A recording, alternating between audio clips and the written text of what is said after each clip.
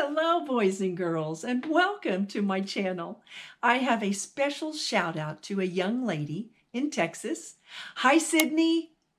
Merry Christmas.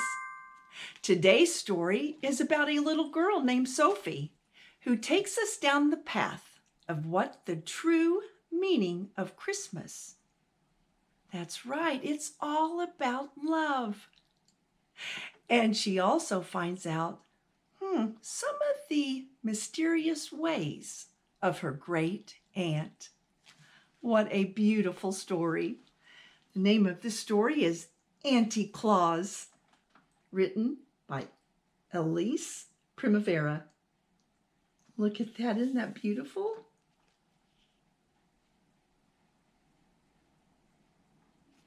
Let's begin. Oh, and look at this. There she is, standing out there. Auntie Claus. Here we go. The Kringle family lived high atop the luxurious Bean Cherry Hotel in New York City, and they loved Christmas. They kept a Christmas tree up all year round. Mr. Kringle was president of the renowned Jingle Bell Company.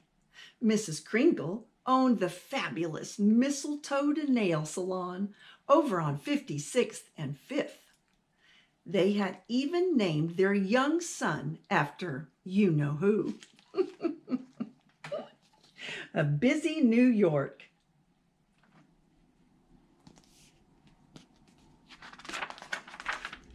Sophie and her little brother had everything. But if you asked, was it enough? No, they would say. Was it enough to have their own private soda fountain? No, they would shake their heads back and forth. Or clothes and books galore? No, no, no, they would scream. It had been suggested by their great aunt, Auntie Claus, that maybe Sophie and her little brother were given too many presents. You can never have too many presents, sniffed Sophie. That's my motto. Uh-oh.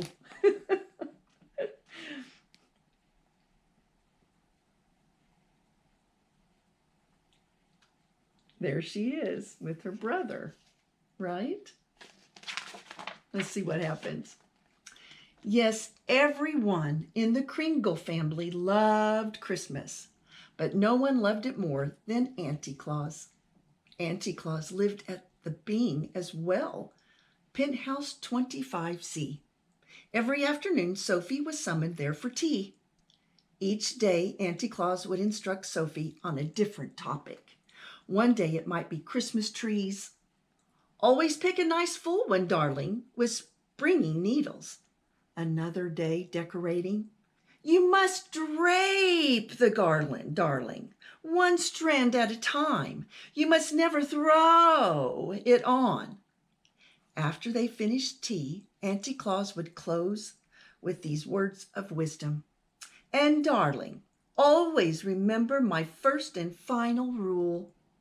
Whether it's birthdays, Christmas, or Halloween, it is far better to give than it is to receive. Wow, Sophie is a little surprised by that, isn't she? Look at her with her mouth wide open. Sophie wondered about her great aunt a lot. She's so mysterioso, so Sophie thought, and this was true. There were many strange goings on up in penthouse 25C. Most people considered Auntie Claus just another eccentric New Yorker, but Sophie knew that there was more to her than met the eye. For instance, what was the diamond key that always hung from a silver ribbon around her neck? Just a bit of costume jewelry, darling, her great aunt would say, then quickly change the subject. Why did Auntie Claus leave every year right after Halloween and not return until Valentine's Day. Just a business trip, darling. And she'd changed the subject again. Where does she go? Sophie wanted to know. Once again, it was Halloween, and Auntie Claus announced, in 1 week, I'm off on my annual business trip. What kind of business are you in, anyway? Sophie had asked.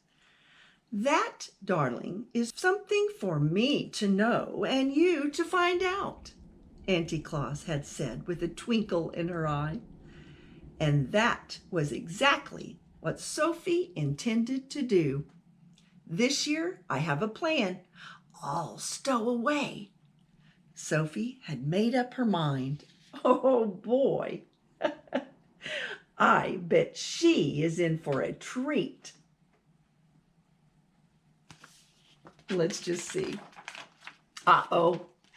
As she was leaving, Sophie said, I'm going on a business trip with Auntie Claus.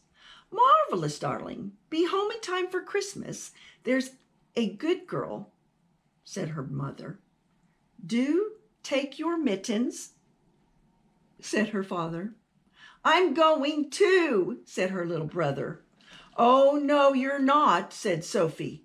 Can if I want to, he said. Can not, she said. Can too, he cried. Cannot, she yelled. Wah!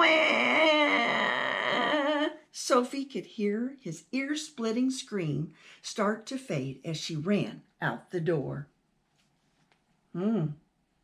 Wow. He's a little upset. Those are some big tears. He really wanted to go. Sophie tiptoed into Auntie Claus's apartment. There were many boxes and trunks waiting to go. Choosing the largest, Sophie pushed aside the capes and furs and wriggled inside. Quietly, she made a little peephole in the cardboard so she could see everything that was going on.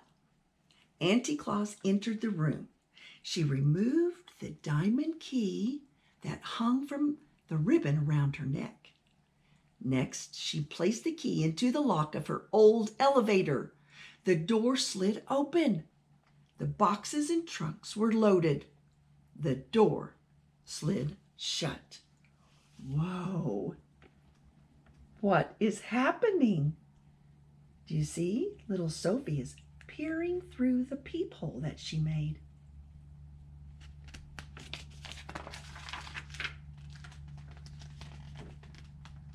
Vroom! The elevators shot up in the air and out into space. They were going up, up, up. Minutes, an hour passed, and still they were going up. Sophie could feel it getting colder and colder. From her peephole, she could see stars zipping by. Or was that snow? We can't possibly be in New York any longer, she thought. Wow, look at that. Whoa. The elevator landed with a thunk, tipping over Sophie's box. She could no longer see, but she thought she heard cheers. The sound soon faded until all became completely silent. Thinking it safe, she climbed out of the box. Where am I? Sophie whispered. Whoa, what a beautiful place.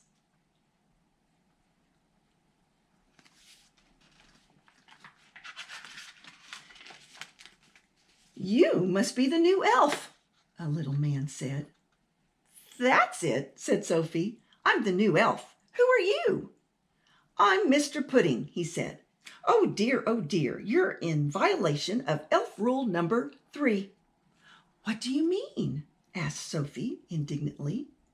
He pulled a worn green and red book from his pocket. On the cover it read, Elf Rules and Vital Information. He pointed to the section marked Dress Code. Sophie read out loud, always look neat, always looks snappy. A well-dressed elf always feels happy. Follow me, he said, and trotted off into the darkness. Where are we going? Shouted Sophie. Hurry, hurry, Mr. Pudding called over his shoulder. Over 48 days left. I wonder if he's the head elf.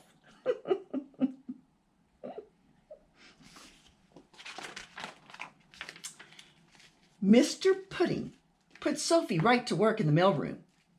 It seemed to her as good a place as any to begin her search.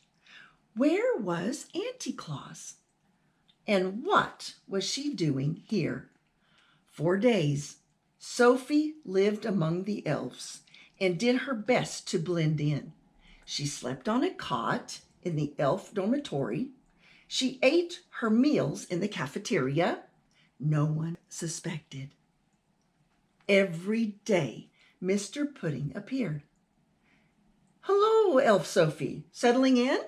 He asked. The uniform is itchy. The hours are long, said Sophie. This is hard work. Oh, dear, said Mr. Pudding. He pulled the old green and red book from his pocket. Elf rule number 2, Mr. Pudding recited. An elf's work is never done, but hard work never hurt anyone. Rules schmools, thought Sophie.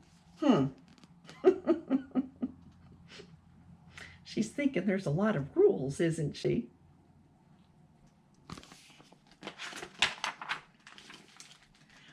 For weeks, Sophie looked high and low for Auntie Claus, but now it was almost Christmas Eve, and she had turned up nothing. Sophie was worried. If she didn't find Auntie Claus, how would she get home? If she didn't get home, how will I get all my Christmas presents, she thought. Just then, Mr. Pudding appeared. Hello, Elf Sophie, he said. Good news. You have excelled in the mailroom and may proceed to package wrapping. After that, we'll all pitch in on sleigh packing. Oh, I'm not going to package wrapping, and I'm not going to sleigh packing. I want to go home, Sophie yelled. I have to get all my... But before she could finish, Santa's voice interrupted over the PA system. Wow. I wonder what Santa has to say. Here we go.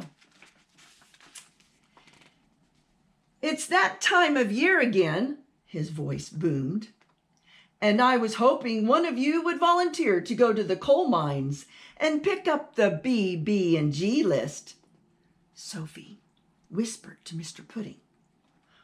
What's the B, B, and G list? B, B, and G, he shivered, is short for bad boys and girls. Any boy or girl on that list goes without presents, or worse, for Christmas. Sophie swallowed hard. Uh-oh, she thought. Mr. Pudding continued. Only the bravest elf would volunteer for such an awful job. Yes, a brave elf, thought Sophie, or else a girl who thinks she might be on that list. She raised her hand high. I'll go, she said. Uh-oh. Oh dear, Mr. Pudding said. As Sophie made her way toward the coal mines, she could hear the chanting of the B, B, and G elves. Spoiled brats and crybabies, whiny babies, and all the ones who don't believe. Here's some coal and here's some gunk. Fill a stocking that smells like skunk. Sophie went down, down, down, where it became darker and darker. Oh, wow. Look at where she is going. My gracious.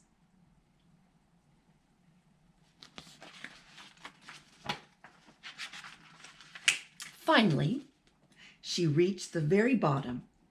There was the list. Sophie looked for her name, but it wasn't her name she saw on the list. It was my own little brat of a brother, she cried. Chris is on the bad boys and girls list.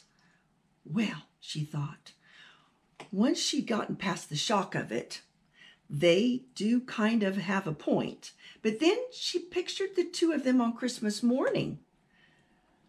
There would be lots of presents for her and nothing for her little brother on this favorite day of the year. Chris would find only a stinky stocking filled with coal and gunk. He will be so disappointed. He will be so sad, Sophie said. She quickly erased his name, but now there was a large telltale gap. There was only one thing to do. Sophie took a deep breath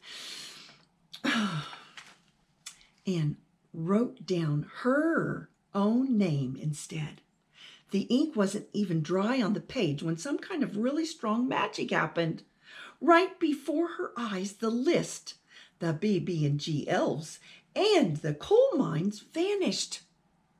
And Sophie was whirling around and around, hurtling through the air in a blur of Christmas green and red. Was she up? Was she down? Oh, my word. Whoa.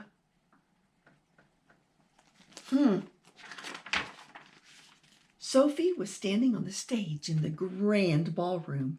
A clock struck midnight. Santa began to speak.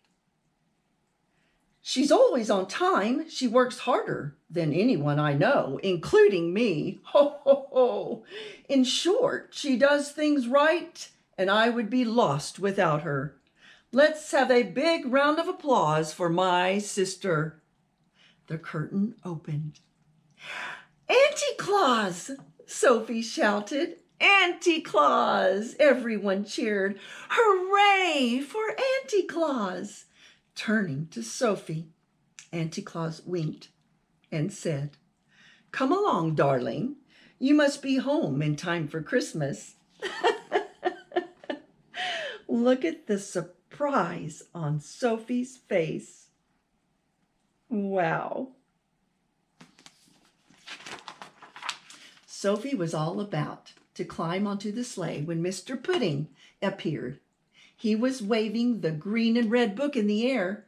Oh dear, he cried. Auntie Claus, Sophie can't leave until she knows the first and final rule. See, it says so right here under departing procedures. The reindeer stomped restlessly and shook their heads as if to say, Let's go, let's go.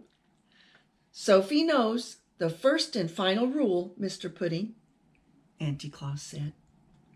I do? Said Sophie. Yes, you do. Now hop onto the sleigh. There's a good girl.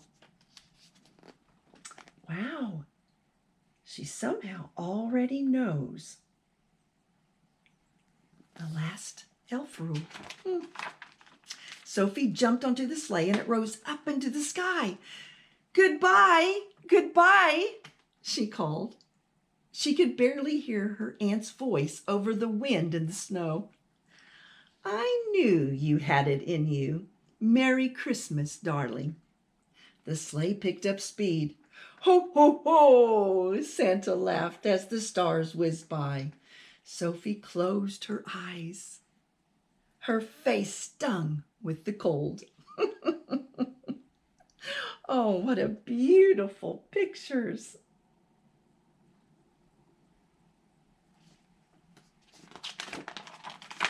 When Sophie opened her eyes, she could hardly believe she was in her own bed again. She ran down the stairs toward the living room. Please let them get his presents, she whispered to herself. Under the tree was her little brother. His cheeks were red, his eyes sparkled, his belly shook with laughter. Merry Christmas, Sophie, he bellowed. Merry Christmas, Chris, Sophie said with great relief. It was then that she realized Auntie Claus is right. I do know the first and final rule, she said to herself. It is far better to give than it is to receive. Wow. Now that is a special rule to learn. Yes, Christmas is all about love. Oh, there is something here for you, her mother and father said proudly. They handed Sophie a tiny box with a card. Inside was a diamond key hanging from a red ribbon. It's from Auntie Claus, Sophie said. Where is Auntie Claus anyway? Chris piped up.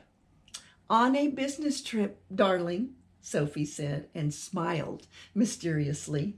Suddenly a thought occurred to Chris. She's never here on Christmas, he said. What kind of business is she in, anyway? That is something for me to know and you to find out, Sophie said to her little butterball of a brother. And someday he would. But that's another story.